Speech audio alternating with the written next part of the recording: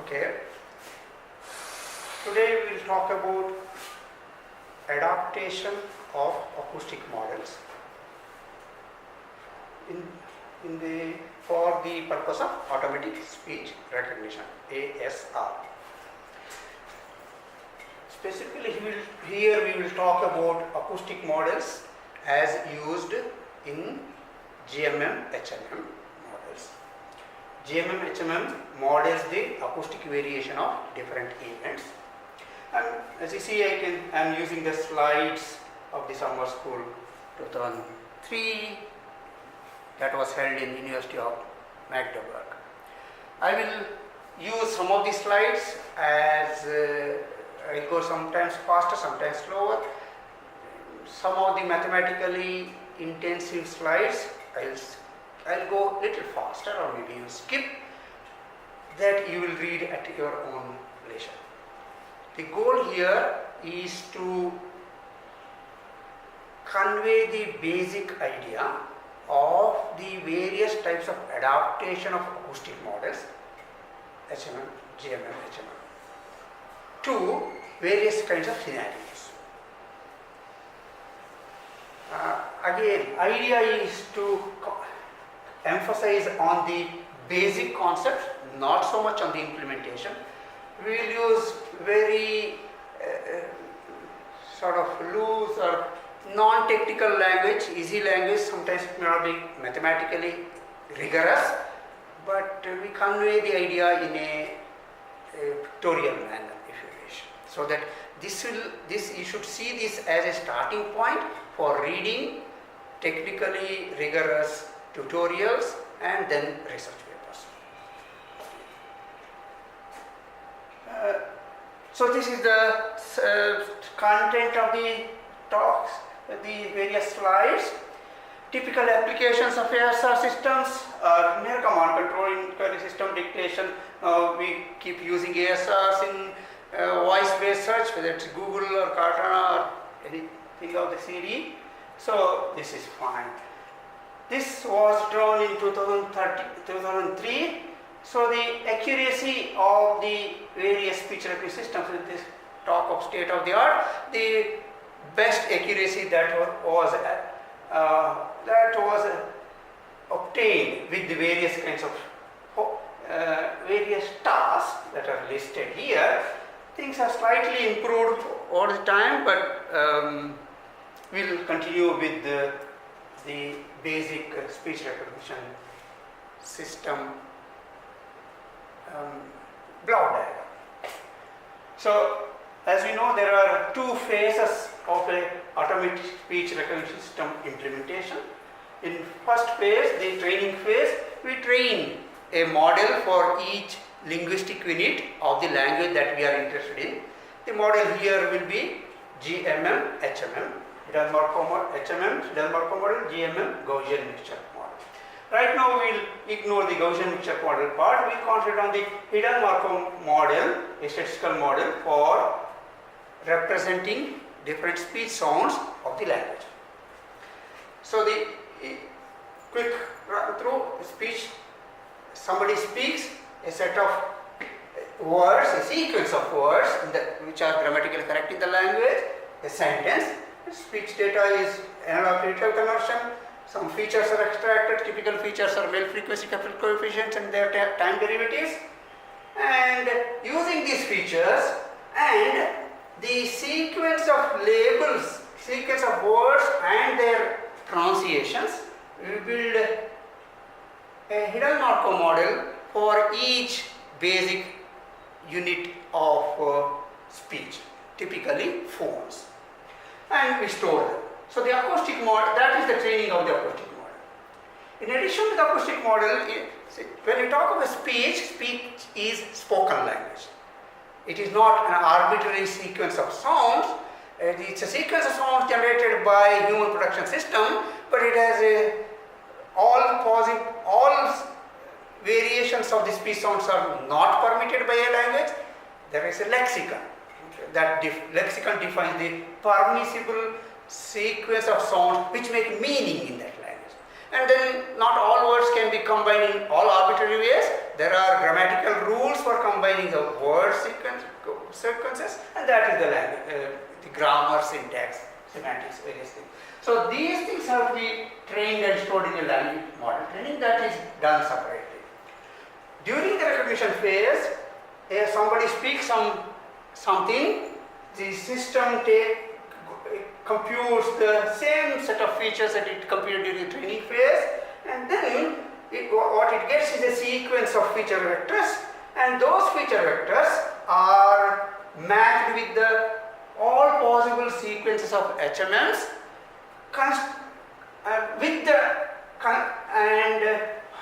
the speech recognizer or the decoder outputs the hypothesis that matches the best hypothesis such that the input feature vector sequence matches the acoustic model and also the language model. So those acoustic model and language model are inputs to the recognizer, and the other input is the feature vector sequence, and you get it recognized. Generally, there are lots of phone models. Let's say a language may have 40 phones, and quite often we also train context dependent phones because phones are not discrete sequence of discrete symbols. These are analog wave that's generated because of the movement of the articulators. Therefore, there is dependency of the spectral characteristics of a phone on the identity of the previous phone and identity of the next phone. So generally, this effect is called phonetic context, and we model not just each phone, but each phone in its left context and its right context. That could be, if there are n phones, that could be up to n cube triphone models. It will be generally less than n cube, but that is. So, and each triphone will be modeled by one hidden Markov model. Typically, a hidden Markov model is a sequence of 3 states, and each state is associated with the probability density function. In the simplest case, it would be a normal distribution which has a mean vector and a covariance matrix, because our feature vectors are generally matrices and their derivatives. It could be up to the 39-dimensional feature vector. So there are a lot of parameters to estimate. Therefore, the number of triphones that we estimate may be smaller. There are a lot of parameters to estimate to train all triphone models of a language. So we need large amount of speech data. What we do is to ask several people to speak several sentences and collect large amount of speech data. This will enable us to recognize the speech from any person who speaks that language. Then we build speaker independent speech recognition system. That is good, but the speaker independent speech recognition system, its aim is to output the sequence of words spoken by a person, minimizing the effect of the speaker. We ignore speaker dependent effect, whether it's a boy or a girl or a man or a woman, or whether his dialect, it doesn't matter. We ignore all those aspects and we try to recognize the sequence of words. So what we build is an average model, average of the various speaker characteristics, various environmental characteristics, average model. Average model doesn't do as well as a model that is trained to one particular speaker. It has a model that has been adapted to the characteristics of one particular speaker. The recognition accuracy of such a speaker dependent model will be better, it will be higher than the speaker independent ASR system, an average system. But however, we cannot ask a speaker to speak thousands and millions of sentences. Therefore, we follow an engineering approach. We build a speaker independent speech recognition system trained with the speech from large number of speakers, and then we adapt the models to the particular condition. The condition could be new speaker, conditioned to different environment, and so on. So this adaptation of the acoustic model is the focus of this talk. Feature extraction, we already talked about it. Speech signal, it goes through a short time processing. This is a spectrogram, it gives an instantaneous spectrum, sequence instantaneous spectrum. We compute capsule coefficient, quite often frequency capsule coefficients. Not only capsule coefficients, but also their first and second derivatives. This feature vector could be 39 dimensional feature vector, which we already know.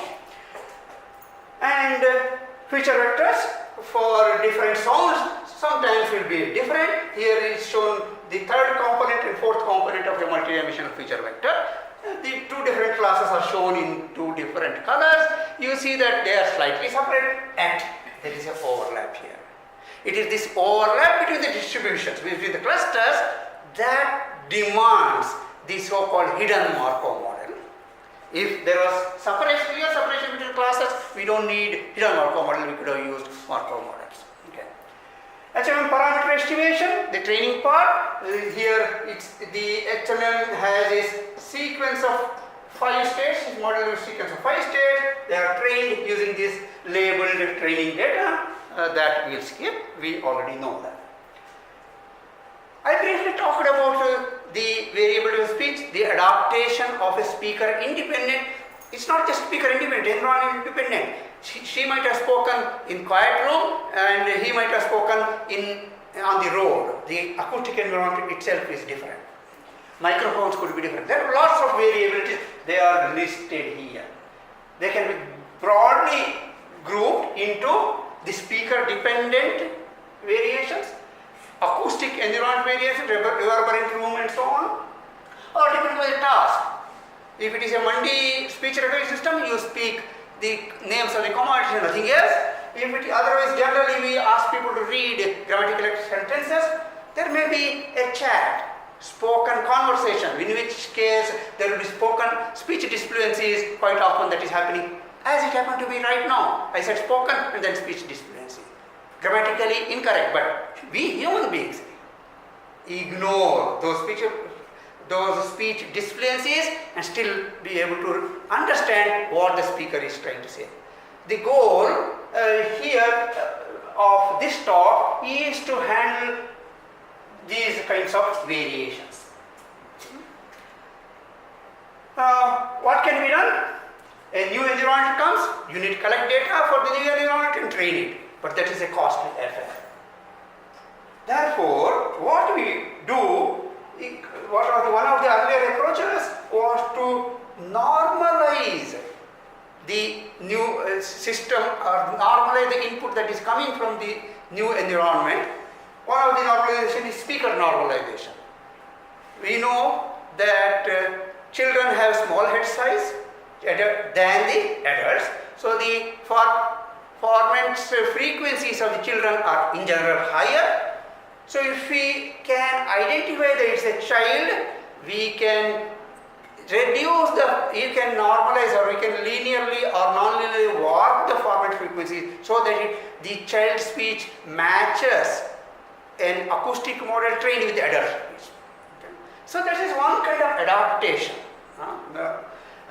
Noise, some noise comes, background noise is there, we can use various kinds of noise suppressing filters to reduce it. These are the earlier approaches, they are partially successful. So what we want to do is to adapt, not normalize the inputs necessarily, but adapt the models then also to the new situation. That is the acoustic model adaptation. So a speaker independent or a speech recognition system for a given task, it knows, it is trained with the data whose user is known, environment is known, context is known. What you want to do is, when an environment changes, by using a very little adaptation data, can we adapt the model to the new environment? That is the goal. So, we had a training data, large amount of data, we have a small amount of adaptation data. One speaker is asked to read, let's say, 10 sentences. We should have a method of adapting the speaker independent speech recognition system to a model to which recognizes his speech better than what the speaker independent ASR will do. So that's the adaptation. This is a general recognizer, an average, whereas this is to a specific recognizer, specific to a particular speaker or a context and a new environment. As the adaptation data is small, therefore you cannot change all the parameters of the model, but we change parameters in groups or something like that. In specific parameters, if the person has never spoken the sound la, the model of the sound la will never be changed. The person in the adaptation data, if the adaptation data doesn't contain the sound la, the model of the la will not be changed. It will remain as a speaker independent. So this can happen. In such situation, how do you adapt the models is something that we will talk about. So this slide lists some of the adaptation methods, the major approaches that are used for adaptation of the acoustic model to a new environment. They are grouped here as 4 methods. For the sake of this talk, we will talk of adaptation as adapting a general system to a new speaker. It could be new environment, it could be anything, but mostly we will be concentrating on adapting a speaker independent ASR system to a given speaker using a small amount of adaptation data spoken by the new speaker. So he reads a given text, we know the transcription of the given the speech that he has spoken. So we have the transcription data for the adaptation data, transcription for adaptation data. The first of these approaches is called vocal tract normalization. VTLN is an acronym that is quite often used, and VTLN stands for vocal tract length normalization. So VTLN, this is the acronym that is quite often used. I also already talked about adapting a ASR system that is trained with adult speakers whose format frequencies are lower than that of the format frequency of the corresponding sounds spoken by a child because of the physiological differences. Even amongst adults, some people have bigger head, some people have a little smaller head. This happens. Therefore, the physiological variation between the speakers have to be taken into account. An average physiological length is considered in an average system, speaker independent system. When a new speaker comes, we need to adopt the parameters such that the ASR system, adapted ASR system recognizes his or her speech well. What we do is, we do not change the models, acoustic models, but change the signal processing method.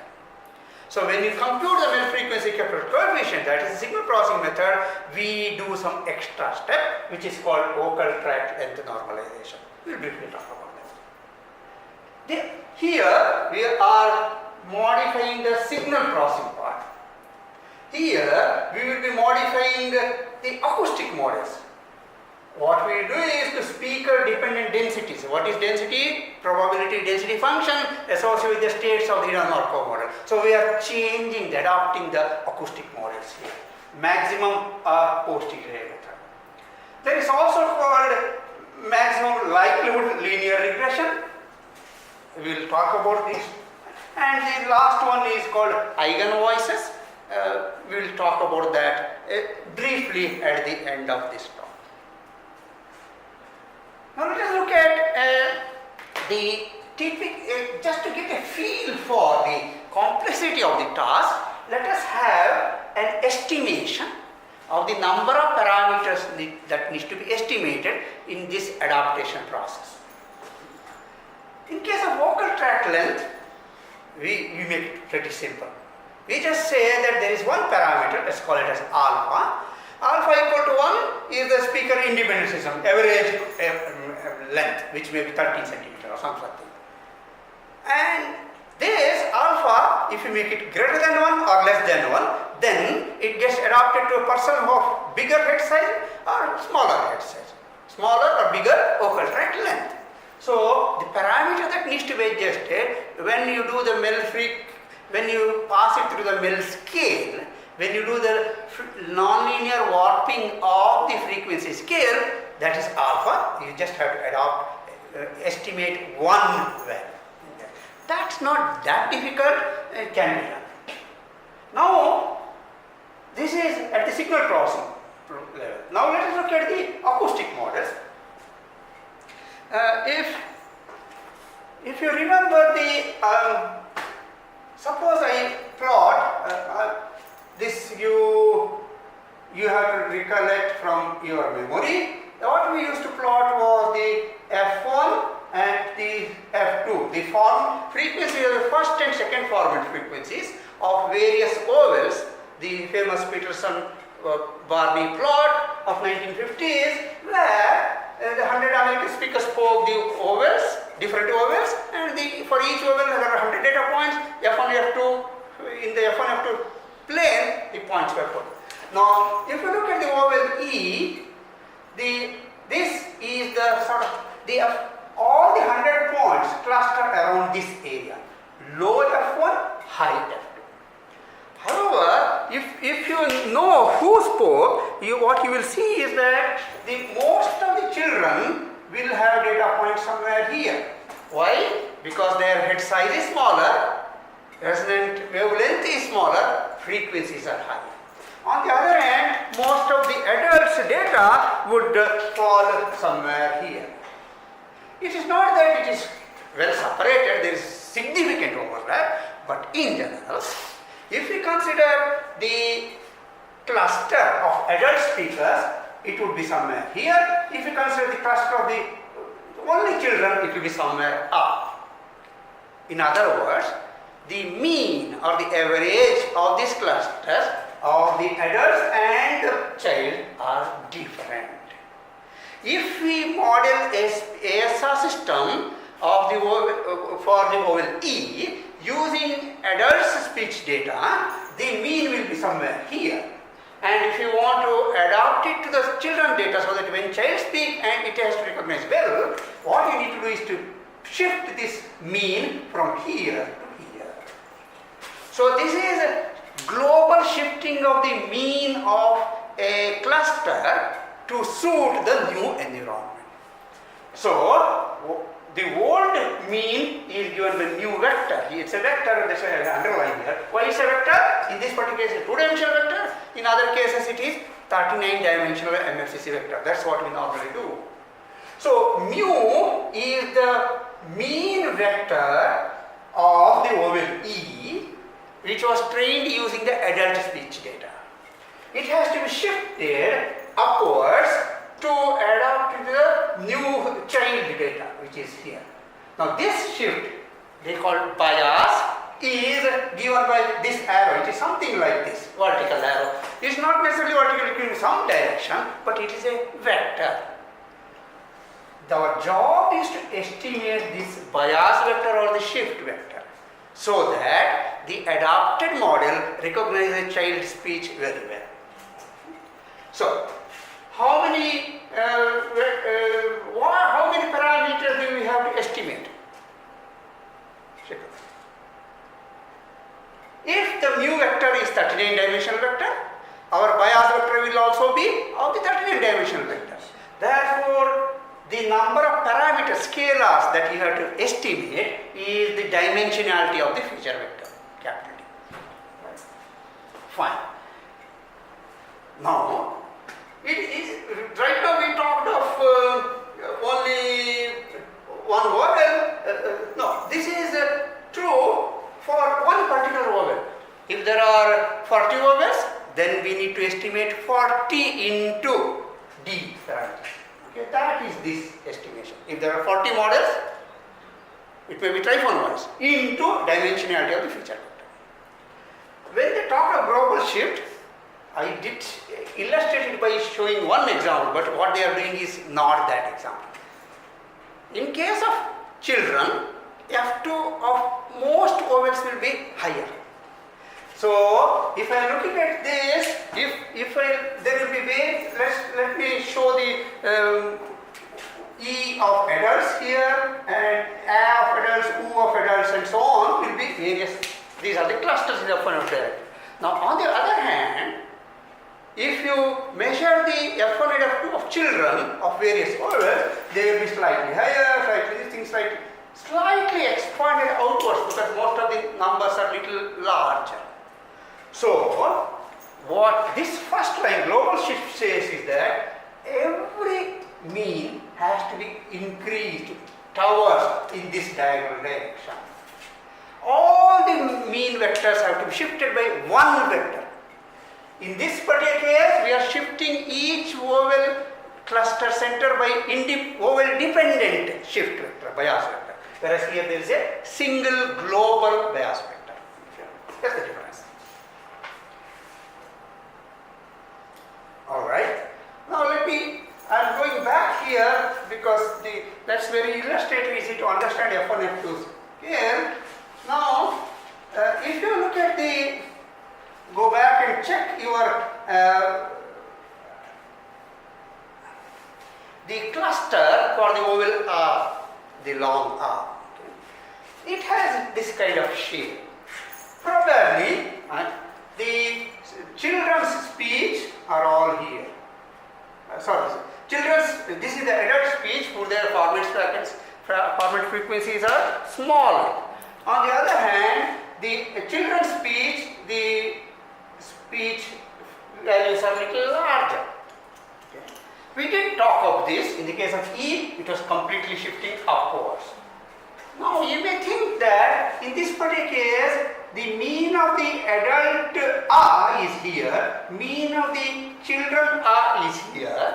So it's a question of shifting from here to here, from here to here. That's what you may think. But that is correct. So that shifting is given by shift of the mean of the oval. That is fine. But I want you to notice another factor. The shape of this oval, that is the covariance matrix of the adult speakers, is different from the covariance matrix of the children's speech. Let me write it here just for the. So the adult speech oval 1 sigma Lobanov plot shows an ellipse which is slightly tilted like this, whereas the other one is like this. It is not just shifted, but it is also rotated. So the covariance matrix is rotated. Almost done. Okay. So how do you rotate a vector or a group of vectors? You can rotate a circle by passing it through a matrix. You may know that if you are in a two-dimensional surface, yes, you have a matrix cos theta sin theta minus sin theta cos theta. You pass a vector through, multiply the vector on the right hand side by this matrix, it gets rotated by theta. So we need to estimate these rotation matrix also. That rotation matrix is given by capital A. We need to not only shift bias, but also rotate the mean vector by a rotation matrix.